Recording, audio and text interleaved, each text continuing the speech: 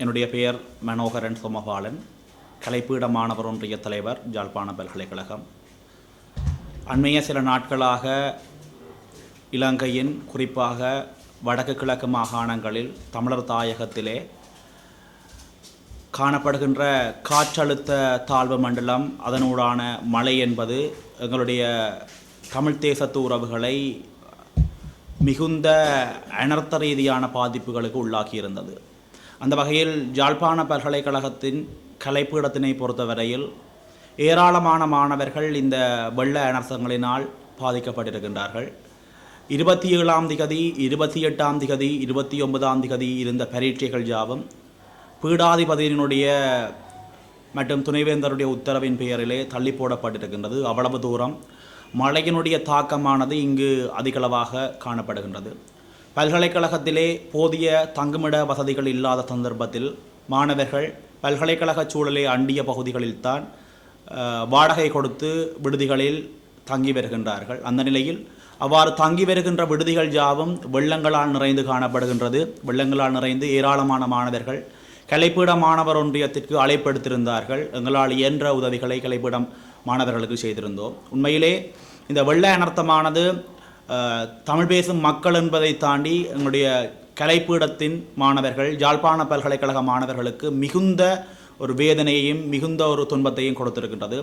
இந்த சவாலில் இருந்து 2 நாட்களாக நாங்கள் மீண்டு வந்து கொண்டிருக்கின்றோம். எங்களுடைய கலைப்பீட மாணவர் ஒன்றியத்தினை பொறுத்தவரையில் இந்த வெள்ள அனர்த்தத்திற்காக நாங்கள் இயன்றவரை எங்களுடைய நிர்வாக முகாமைத்துவங்களை செய்திருக்கின்றோம். நேற்றைய தினம் பல்கலைக்கழக விடுதியில் தங்கியிருக்கின்ற 900 மாணவர்களுக்கு கோண்டாவளில் இருக்கும் உமா சந்திரா என்ற அமைப்பினுடைய நிதி அனுசரணையுடன் 1020 மாணவர்களுக்கான இரவு நேர உணவினை கலைப்பீட மாணவர் ஒன்றியம் வழங்கியிருந்தது. மேலும் இன்றைய தினம் காலமை பல்கலைக்கழக விடுதிகளுக்கு வெளியில் இருக்கின்ற கலைப்பீட மாணவர்களுக்கு, கலைப்பீடத்தினுடைய 300 மாணவர்களுக்கு காலை நேர உணவினை நாங்கள் வழங்கியிருந்தோம். இது தவிர மாணவர்களுக்கு திடீர் அனர்த்தங்கள் ஏற்படும் பொழுது கலைப்பீட மாணவர் ஒன்றியமும் கலைப்பீட மாணவர்களும் கலைப்பீடத்தினுடைய நிர்வாகத்தினரும், குறிப்பாக பீடாதிபதி, எங்களுடைய விரிவுரையாளர்கள் யாவரும் மாணவர்களுக்கு தேவையான உதவிகளை செய்திருந்தோம். உண்மையிலேயே இந்த வெள்ள அனர்த்தமானது ஒரு மிகுந்த இடர்களை எங்களுக்கு அளித்திருந்தாலும் இந்த இடர்களை தாண்டி பயணிக்க வேண்டிய ஒரு தேவையிலே இருக்கின்றோம். காபோதா உயர்தரம் மாணவர்களுடைய பரீட்சைகள் என்று அனைத்தும் பிற்போடப்பட்டிருக்கின்ற நிலையில் கல்வி ரீதியாகவும் வாழ்வியல் ரீதியாகவும் பொருளாதார ரீதியாகவும் இந்த இடர் அனர்த்தமானது எங்களுக்கு ஒரு மிகுந்த தாக்கத்தை செலுத்தி இருக்கின்றது. மேலும் மழைகள் தொடரும் பட்சத்தில், மேலும் அனர்த்தங்கள் தொடரும் பட்சத்தில் எங்களுடைய கலைப்பீடத்தினுடைய மாணவர்களுக்கும் பல்கலைக்கழக மாணவர்களுக்கும் ஏதாவது உதவிகள் தேவைப்படும் பட்சத்தில் சமூகத்திலுள்ள பெரிய நபர்கள், புலத்திலுள்ள நபர்கள் அதற்கான நிதிகளையும் அதற்கான பொருளுதவிகளையும் எங்களுக்கு செய்து கொடுப்பீர்கள் என்று எதிர்பார்க்கின்றோம்.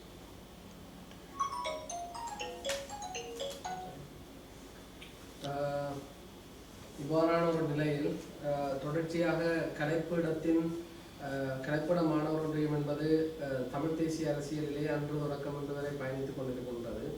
அண்மையிலே யாழ் மாவட்டத்துக்கு வருகை தந்திருந்த சீன தூதுவர் மக்கள் மாற்றத்தினை நோக்கி பயணிப்பதாகவும் அவர்கள் மாற்றத்திற்கான தீர்வினை நோக்கி பயணிப்பதாகவும் அந்த கருத்தினை பதிவு செய்துள்ளார். காணாமலாக்கப்பட்டோர், அரசியல் கைதிகள் மற்றும் தமிழர்களுடைய தீர்வும் அவ்வாறானதாகவே அமைவதாகவும் அவருடைய கருத்து புலப்பட்டிருந்தது. கலைப்பீட மாணவர் ஒன்றியம் என்ற வகையிலும் தொடர்ச்சியாக பல்கலைக்கழகம் அழைப்புகளை நாடுகின்ற பொழுதிலும் அதனை தொடர்ச்சியாக புலப்படுத்துவதில்லை என்பது தொடர்பிலும் பொது வழியில் தனது கருத்தினை பதிவு செய்திருந்தார். மாணவர் ஒன்றியம் வகையில் என்ற வகையில் உங்களோட கருத்து புரிகிறது. கலைப்பீட மாணவர் ஒன்றியம் என்ற வகையிலும் பெரும்பாலும் தமிழ் மக்களுடைய நிலை என்ற வகையிலும் எந்த ஒரு நாடும் எங்களுக்கு எதிரி நாடும் அல்ல, நட்பு நாடும் அல்ல என்பதுதான் எங்களுடைய தத்துவமாக இருக்க வேண்டும். அதில் நாங்கள் மிக 100% தெளிவாக இருக்கின்றோம்.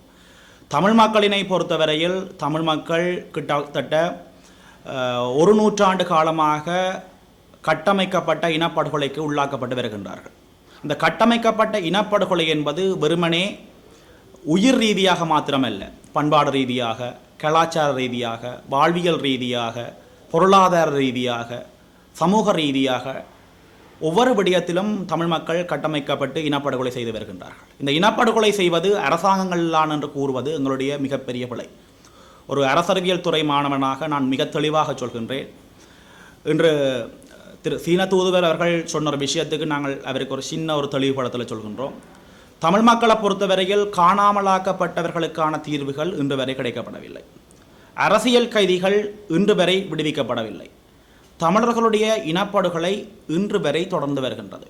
தமிழ் மக்கள் அரசியல் ரீதியாக இன்று வரை அடக்குமுறைகளுக்கு உட்படுத்தப்படுகின்றார்கள். அந்த அடக்குமுறைகளுடைய வீரியமும் அந்த அடக்குமுறைகளுடைய வெளிப்படுத்துகைகளும் மாறியிருக்கின்றதை தவிர தமிழ் மக்கள் இன்றும் ஒரு அடக்குமுறைக்கப்பட்ட தேசிய இனமாகத்தான் இருக்கின்றது. இன்று வரை தமிழர்கள் ஒரு தேசிய விடுதலைக்காக போராடி கொண்டிருக்கின்ற இனமாகத்தான் இருக்கின்றது. அண்மையில் நடந்த பாராளுமன்ற தேர்தலினை அடிப்படையாக வைத்துக்கொண்டு தமிழ் மக்களினுடைய அரசியலை தீர்மானிப்பது என்பது எந்த வகையிலும் பொருத்தமில்லாத ஒரு விடயம். ஏனென்றால் வெறுமனே பாராளுமன்ற தேர்தல் மாத்திரம் தமிழ் மக்களினுடைய அரசியல் அல்ல, அதனையும் தாண்டி தமிழ் மக்களினுடைய அரசியல் இருக்கின்றது. ஆகவே எங்களுடைய பல்கலைக்கழக மாணவர் ஒன்றியமும் கடந்த முறை அறிக்கையிலே அதை மிக தெளிவாக தெளிவுபடுத்தி இருந்தது. ஆகவே இன்று வரை தமிழ் மக்களுடைய பிரச்சனைகள் தொடர்கின்றது. காணாமலாக்கப்பட்ட விடயம் இன்று வரை எங்களுக்கு பிரச்சனையாக இருக்கின்றது. இதற்கு இதாக இந்த விடயங்கள் யாவும் சர்வதேச குற்றவியல் நீதிமன்றத்திற்கு கொண்டு செல்லப்பட வேண்டும் என்ற விடயத்தில் கலைப்பீட மாணவர் ஒன்றியம் இன்றும் உறுதியாக இருக்கின்றது. அதில் எந்த விதமான மாற்றமும் இல்லை. எங்களை பொறுத்தவரையில் இது நடந்தது ஆள் மாற்றமே தவிர ஆட்சி மாற்றம் இல்லை. கடற்றொழில் அமைச்சரும் இந்த காணாமலாக்கப்பட்டவர்களே என்ற ஒரு கருத்தினை பதிவு செய்துள்ளார். இது உண்மையில் ஒரு விடயத்தை நாங்கள் தெளிவாக சொல்லணும். காணாமலாக்கப்பட்டவர்களே என்றால் அந்த காணாமலாக்கப்பட்டவர்களை என்ன நடந்ததுன்னு நீங்கள் தெளிவாக முதல் சொல்லணும். இது என்னடா நான் கலைப்பீட மாணவர் ஒன்றியத்தை தாண்டி ஒரு சமூகத்தில் பொறுப்புள்ள ஒரு மனிதராக இதுக்கு பதில் சொல்கிறேன். அப்படி காணாமலாக்கப்பட்ட ஆட்களுக்கு எது நடந்திருந்தால் அது சம்பந்தமாக சர்வதேச குற்றவியல் நீதிமன்றத்தில் வழக்கு தொடுக்கப்படலாம். வழக்கு தொடுக்கப்பட்டால் சர்வதேச குற்றவியல் நீதிமன்றத்தில் குற்றவாளிகள் யாவும் கூண்டில் ஏற்றப்படலாம். அந்த வகையில் அவர் அங்கம் வகிக்கின்ற கட்சியும் 2009 முதல் ஒரு இனப்படுகொலையை செய்த கட்சி தான். அவர்களும் எதற்கும் சளைத்தவர்கள் அல்ல.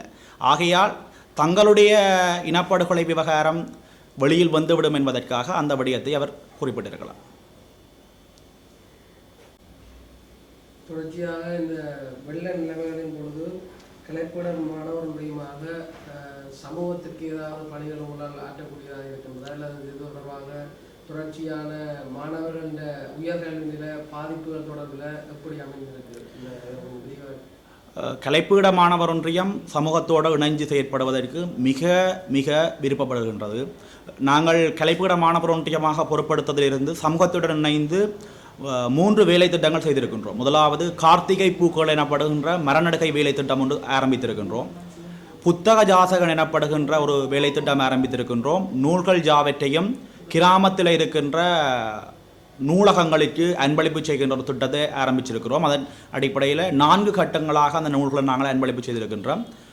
இதில் எங்களுடைய விரிவுரையாளர்கள், எங்களுடைய பீடாதிபதி என கலைப்பீட மாணவர்கள் என்று நிறைய பேர் இதில் பங்காற்றி கொண்டிருக்கிறோம். அது தவிர இன்றைக்கு சமூகத்தில் வெள்ள அனர்த்தங்கள் ஏற்படைக்க கலைப்பீட மாணவர் ஒன்றியம் முதற்கட்டமாக மாணவர்களுடைய பிரச்சனைகளை கையில் எடுத்திருக்கின்றது. மேலும் இந்த இடரணத்தம் தொடர்புகின்ற பட்சத்தில் நாங்கள் ஒரு சமூகத்தில் பொறுப்புமிக்க மனிதர்களாக நாங்கள் சமூகத்துக்கு தேவையான விடயங்களை, எங்களால் இயன்ற விடயங்களை நாங்கள் செய்ய கடமைப்பட்டுக்கிறோம். எங்களால் உறுதி கூர்ந்து சொல்ல முடியாது. எங்களோட வலுவுக்கு ஏற்ற மாதிரி எங்களோட வலுவுக்கு என்ன விடயங்கள் எளிமையாக இருக்கின்றதோ அவ்வளவு விடயத்தையும் கலைப்பீட மாணவர் ஒன்றியம் செய்யும். கலைப்பீட மாணவர் ஒன்றியம் என்பது குறிப்பாக கலைப்பீட மாணவர் ஒன்றியம் தாண்டி ஜாழ்ப்பாண பல்கலைக்கழகம் என்பது தமிழ் பேசும் மக்களுடைய அடிநாதம், இருதயநாதம். அந்த கடமையை ஜாழ்ப்பாண பல்கலைக்கழகம் கலைப்பீட மாணவர் ஒன்றியம் தொடர்ந்து செய்து கொண்டே இருக்கு.